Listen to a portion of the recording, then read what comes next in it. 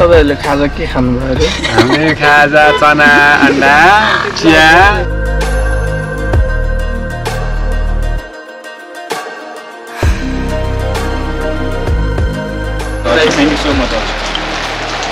अहिले भनेको चाहिँ हामी ठ्याक्कै कहाँनिर भन्दाखेरि थाहा नै छैन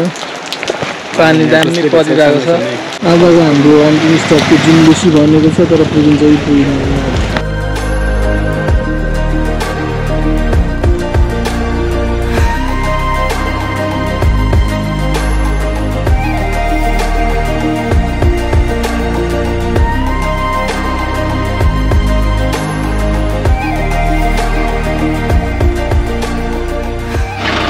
अहिले भनेको चाहिँ हामी खाना खाने ठाउँमा आइपुग्यौँ स्टल सामनेमा पार लाग्यो हामीसँग त अर्को दुईवटा टोली पनि छ दुईवटा गाडी एउटाहरू गएर अरूसँग गयो यस्तै छ है कत्रो है हेलो गाइस हामी चाहिँ सल्लेरी भन्ने ठाउँमा पुगेको छौँ यो छ मेरो साथी खोइ देख्दैन त ल ओइ कहाँ मैले चस्मा लाएर होला ए चस्मा लाएर यो ताङ तस्देले ला थाङ्गु सो फाइनली हामी चाहिँ आइपुग्यो Junbesi valley guest house and restaurant 7:30 बजिसक्यो होला हेलो जुनबेसी इज लाइक खतरा ठाउँ लाग्यो मलाई चाहिँ अरू ट्रेकिङहरू पनि राम्रो छ तर यो चाहिँ अलिकति एक्स्ट्रा लाग्यो किनभने राति आएर हो क्या हौ त्यस्तो लागेको छ मलाई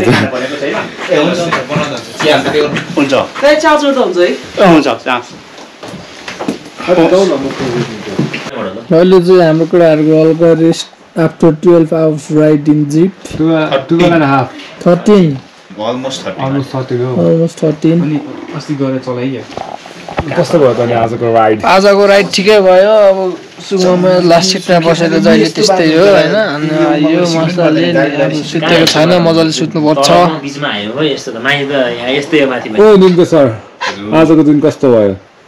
आज गाडीमा चढे के भयो जस्तो केही भएन आज गाडीमा चढ्यो ओर्ल्यो यता आयो तर ठाउँ एकदम नाइस खतरा रहेछ ठाउँ त बवाल लाग्यो भोलि बिहान दामी देख्छ होला बवाल चाहिँ खतरा छ खतरा वेदर चाहिँ मजा आयो डिजन गर्मी है डिजन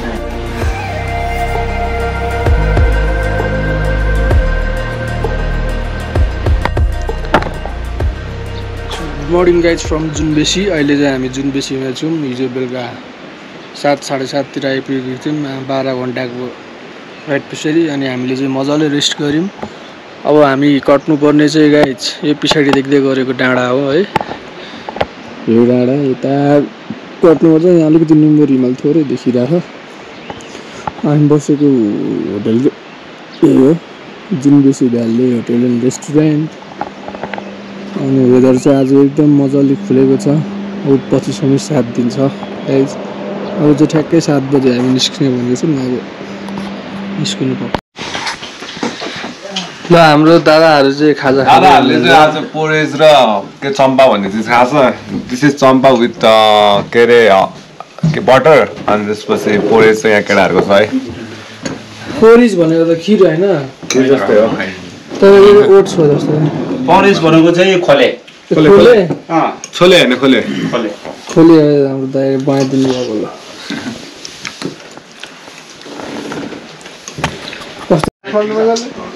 है अब चाहिँ हामी जुनबेसीबाट जान आँट्यो केही भुलेको छैन चेक गरौँ ल by by by by by आउने बाटो हुन्छ ठिकै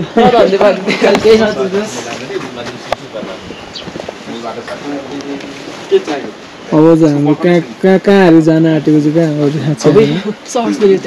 सर्स भ्याली सजिलो छ हल्का भयो तिनकाले मफर्को दिन्छ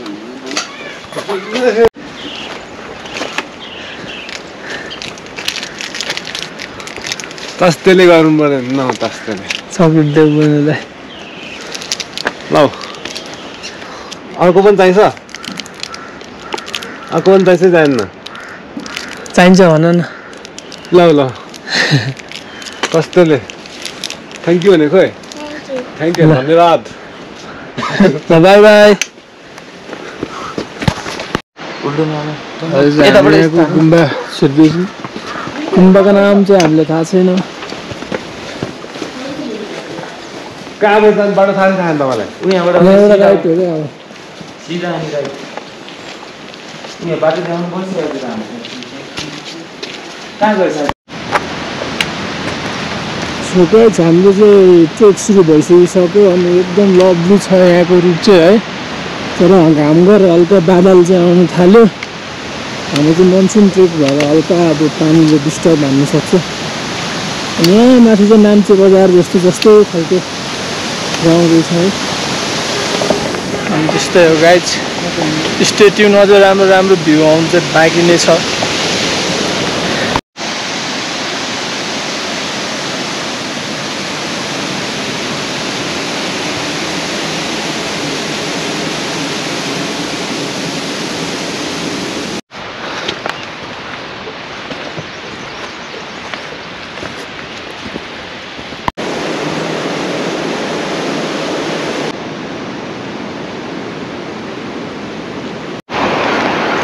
यहाँनिर चाहिँ हाम्रो के अरे सानो नाम्ची बजार आइपुगेको छौँ अनि हाम्रो के अरे यो केबाट घुम्ने पानीबाट घुम्ने माने यहाँनिर टन्नै देख्न सक्नुहुन्छ हाम्रो हाकिम साहब पनि देख्न सक्नुहुन्छ अगाडि अहिले हाम्रो ठ्याक्कै यो मनसुन ट्रेकबाट चाहिँ हरियाली चाहिँ एकदम हरियाली छ जताततै सो अहिले चाहिँ हामी एकदम हाम्रो ब्युटिफुल गाउँमा आइपुगिसक्यो लभली ठाउँमा आइपुगेको छौँ हामी है 1.5 hours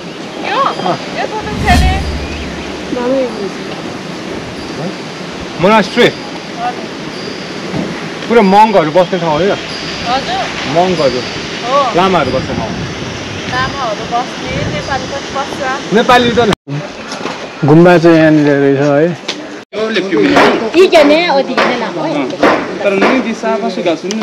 यताबाट नि मूल बाटो छ अरे नि है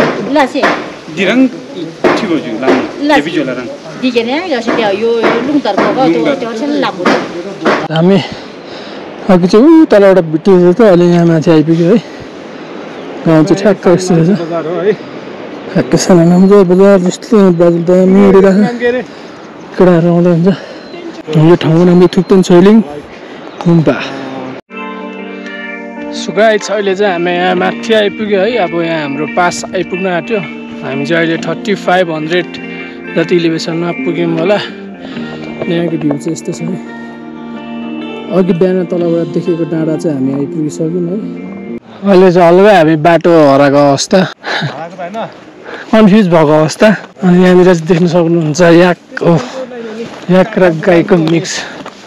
चौरी गाई सरी कत्रो ठुलो अहिले चाहिँ हामी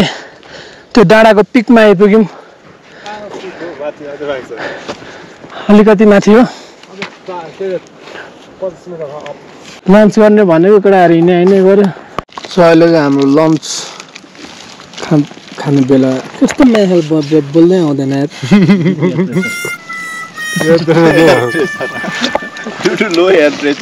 मलाई टाइम चाहियो भन्नु पऱ्यो क्या अहिले बिहानको ल के उस छ अनै छ कसरी थाहा हुन्छ अनुभव 029 यतिखेर हामी प्रत्यक्ष पछाडमा छौँ अब यो लेकमा आएको छ यसो गफ दिनु पर्यो यार चौरी र भैँसी कसरी एउटै परिवारको भने पहिला चाहिँ गाई चाहिँ किन भैँसी चाहिँ किन नाङ्गो भयो चौरीको चाहिँ किन ज्यानभरि कपाल भयो भन्ने कुरा अब विशेष हुँदैछ यहाँ के भएछ भने पहिला चौरी र तल बस्ने भैँसी चाहिँ एउटै थियो अरे अनि पहिला तल हुँदा केही पनि खान नपाउने कसिएर के भन्नु त्यसलाई एकदम त्यो उयो गर्छ नि के अरे होइन हौ जुद्ध छ नि खान के भन्छ त्यसलाई कम्पिटिसन साथी अलि सो गाई चाहिँ हामी यहाँ माथि पास आइपुग्न आँट्यो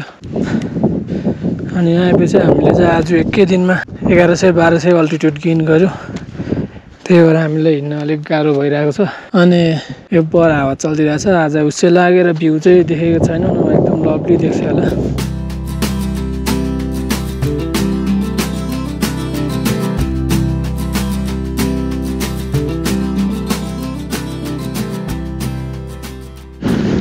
सो अहिले भनेको चाहिँ हामी यो पासमा आइपुगिसक्यौँ। मरेर बाटो चाहिँ एकदम उकालो थियो, टाढा कर्नु पनि त्यो माथि एकैचोटि एलिभेसन धेरै गेन गऱ्यौँ अनि हिँड्नु गाह्रो भयो गाइज।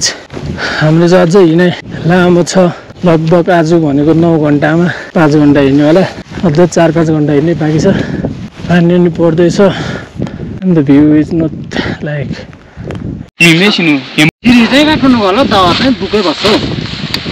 लसे यो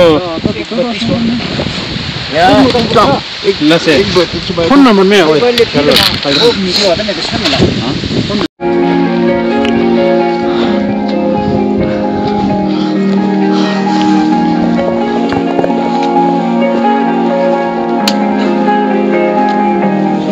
सो गाइज अहिले चाहिँ हामी दुईटै पास कटिसकेर अब ओह्रालो झर्दैछौँ। अब चाहिँ 3-4 किलोमिटर मात्रै छ होला। अन्त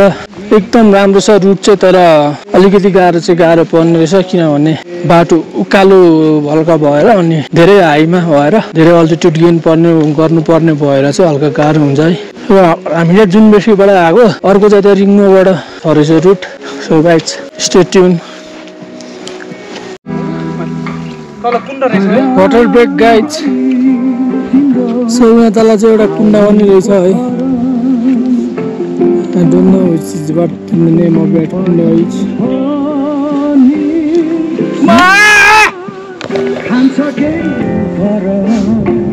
सो गाइज अहिले भनेको चाहिँ हामी ओह्रालो बाटो लागिसक्यौँ है। आसबाट यहाँनिर चाहिँ बाटो राम्रो बनाएको रहेछ।